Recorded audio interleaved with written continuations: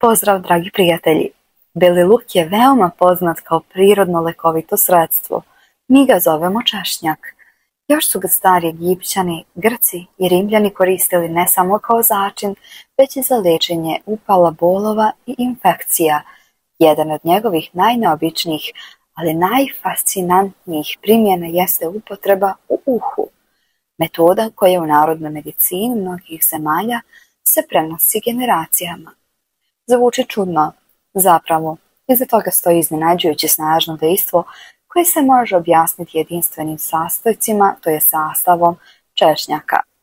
Ovdje saznaš zašto neki ljudi stavljaju čen belog luka u uho i šta se pritom dešava u tijelu. Broj 1. Bijeli luk djeluje antibakterijski i antivirusno.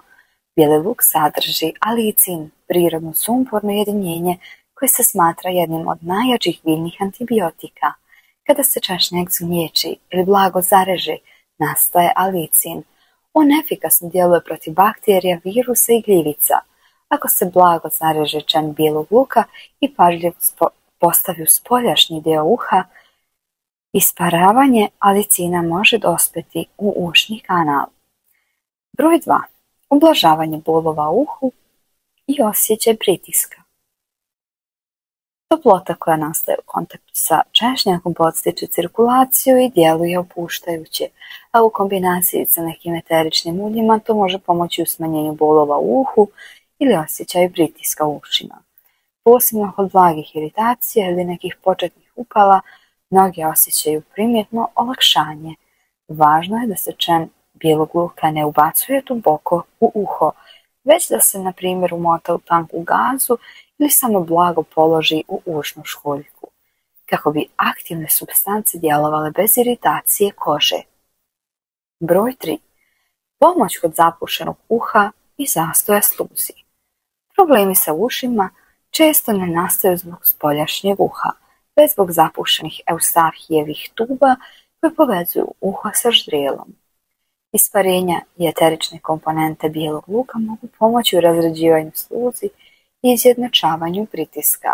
Tako se uho ponovo otvara, a neprijatan osjećaj blokade ili vune u uhu može se smanjiti.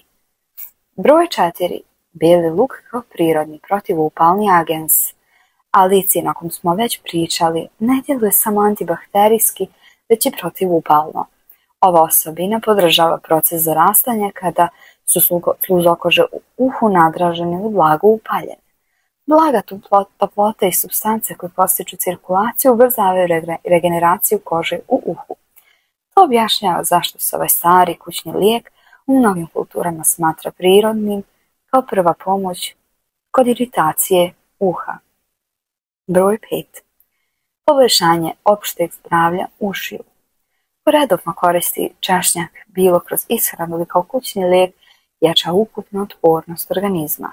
Sumporna jedinjenja iz bijelog luka poboljšavaju cirkulaciju finih kapilara u predjelu ušiju i pomažu u prevenciji upala.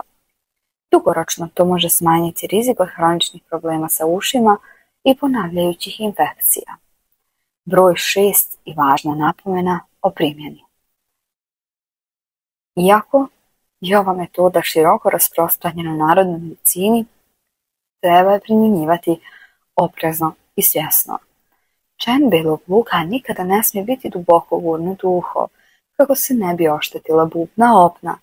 Najbolje je da se blago zareže, umota u komad gaze i položi u usnu školjku, tako da djeluju eterična isparenja. Nakon oko 20 do 30 minuta može se ukloniti. Već poslije nekoliko primjena mnogi osjećaju značajno olakšanje kod pritiska u uhu, bolova ili početnih upala. Želiš li sada da saznaš šta bi trebalo da piješ svako jutro kako bi se riješio kašlja, prehlade i gripa ili čak i gljivica na noktima?